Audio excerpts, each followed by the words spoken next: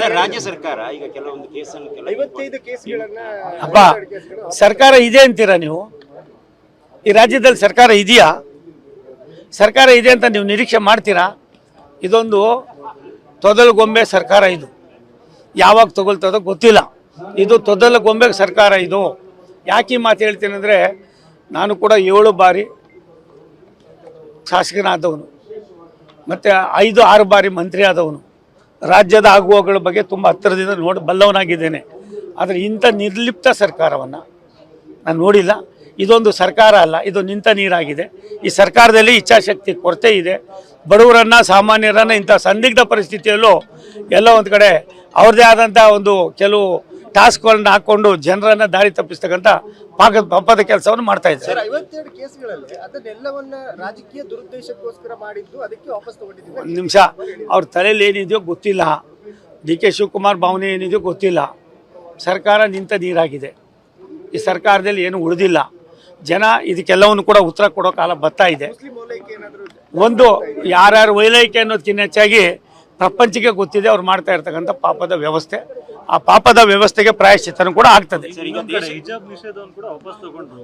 ಒಂದು ನಿಮಿಷ ತಾಳಿ, ಯಾವ್ಯಾವ್ದು ಮಾಡಬಾರ್ದಾಗಿತ್ತೋ ಎಲ್ಲ ಪಾಪದ ಕೆಲಸವನ್ನು ಮಾಡಿ ರಾಜ್ಯದ ಜನರನ್ನು ಎಲ್ಲೋ ಒಂದು ಕಡೆ ಸಾಲದ ಕೂಪದಿಂದ ಮಂಡುಕ ಆಗೋದಕ್ಕಿಂತ ಹೆಚ್ಚಾಗಿ ಯಾಮಾರಿಸ್ಬೋದು ಅನ್ನುವ ಅವರ ಭಾವನೆ ಏನಿದೆಯಲ್ಲ, ಆ ಭಾವನೆಗೆ ತಕ್ಕ ಪ್ರತಿಫಲವನ್ನು ರಾಜ್ಯದ ಜನ ತಕ್ಷಣವೇ ಕೊಡ್ತಾರೆ. ಸಂಘರ್ಷ ಅನ್ನೋದಕ್ಕಿಂತ ಹೆಚ್ಚಾಗಿ ಅವಶ್ಯಕತೆ ಇಲ್ಲದ ಕೆಲವಾರು ವಿಚಾರಗಳನ್ನು ರಾಜ್ಯದ ಜನರ ಮೇಲೆ ಎಲ್ಲೋ ಒಂದು ಕಡೆ ಗೂಬೆ ಕೂರಿಸ್ತಕ್ಕಂಥದ್ದು, ಅವ್ರ ಮೇಲೆ ಭಾರ ಆಗ್ತಕ್ಕಂಥದ್ದು, ಗೊಂದಲವನ್ನು ಸೃಷ್ಟಿ ಮಾಡ್ತಕ್ಕಂಥದ್ದು, ಒಂದು ಸಮಾಜವನ್ನು ಮತ್ತೊಂದು ಸಮಾಜದ ಮೇಲೆ ಎತ್ಕೊಳ್ತಕ್ಕಂಥ ಪಾಪದ ಕೃತ್ಯಕ್ಕೆ ಯಾರಾದರೂ ಇವತ್ತು ಹೊಣೆಗಾರರಾಗಿದ್ದರೆ ಕರ್ನಾಟಕದಲ್ಲಿ ಇರ್ತಕ್ಕಂಥ ಸಿದ್ದರಾಮಯ್ಯನವ್ರ ಸರ್ಕಾರ. ಬಾಕಿದು ನಾನು ಅಲ್ಲಿ ಮಾತಾಡ್ತೀನಿ, ಬನ್ನಿ. ದೇಶದಲ್ಲಿ ಹೊಸತೊಂದು ಪಕ್ಷ ಉದಯ ಆಗ್ತದೆ ಸರ್, ಅದಕ್ಕೆ ಬಿಜೆಪಿ ಅನ್ನೋದು ಎದುರುತ್ತೆ ಸರ್. ಅದಕ್ಕೆ ಒಂದು ನಿಮಿಷ ತಾಡ್ರಿ, ಯಾವುದು ಉದಯನೂ ಇಲ್ಲ. ಇಂಥವು ಎಷ್ಟೋ ಪಕ್ಷಗಳು ಹುಟ್ಟಿದೆ, ಹೋಗಿದೆ. ಇವೆಲ್ಲವೂ ಅಣಬೆಗಳು ಇರ್ತವೆ, ಹುಡ್ತವೆ. ಏನಾಯ್ತದೆ ಹೇಳಿ ಆಮೇಲೆ? ಇವೆಲ್ಲ ಆಗ್ತವೆ. ಒಂದು ನಿಮಿಷ ತಾಳಿ, ಯಾರ ಖಾತೆನೂ ಯಾರು ಬ್ಯಾನ್ ಮಾಡಿಲ್ಲ. ಒಂದು ಏನೆಲ್ಲ ಸೃಷ್ಟಿ ಮಾಡ್ತಕ್ಕಂಥ ಪಾಪದ ಕೆಲಸ ಆಗ್ತಾ ಇದೆ. ಸುಳ್ಳನ್ನು 1000 ಸಾರಿ ಹೇಳೋದು ಸುಳ್ಳಾಯ್ತದೆ ಅನ್ನೋದು ಅವ್ರ ತಲೆಯಲ್ಲಿಲ್ಲ. ಆ ಸುಳ್ಳನ್ನು ಪಾಪದ ಕೆಲಸವನ್ನು ಮಾಡ್ತಾ ಇದ್ದಾರೆ. ಭಾರತ ಸರ್ಕಾರ ಸನ್ಮಾನ್ಯ ನರೇಂದ್ರ ಮೋದಿಯವರ ನಾಯಕತ್ವದ ಅಭಿವೃದ್ಧಿಯ ಚಿಂತನೆಯನ್ನು ಹೊರತುಪಡಿಸಿದ್ರೆ ನಮ್ಗೆ ಬೇರೆ ಏನಿಲ್ಲ.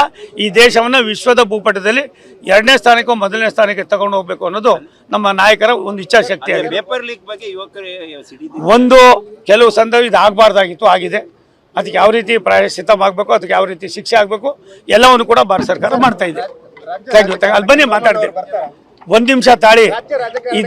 ಇದೆಲ್ಲವೂ ಕೂಡ ನಾನು ಇದ್ರ ಬಗ್ಗೆ ನನಗೇನೇನು ಇಲ್ಲ. ನನಗೆ ರಾಷ್ಟ್ರದ ಪ್ರಧಾನಿಗಳು ಒಳ್ಳೆ ಕೆಲಸ ಕೊಟ್ಟಿದ್ದಾರೆ. ಇಡೀ ರಾಷ್ಟ್ರ ಸುತ್ತಾಡ್ತಾ ಇದ್ದೀನಿ. ಮುಂದಿನ ತೀರ್ಮಾನವನ್ನು ರಾಷ್ಟ್ರದ ಹೈಕಮಾಂಡು ನಮ್ಮ ನಾಯಕರುಗಳು ಮಾಡ್ತಾರೆ.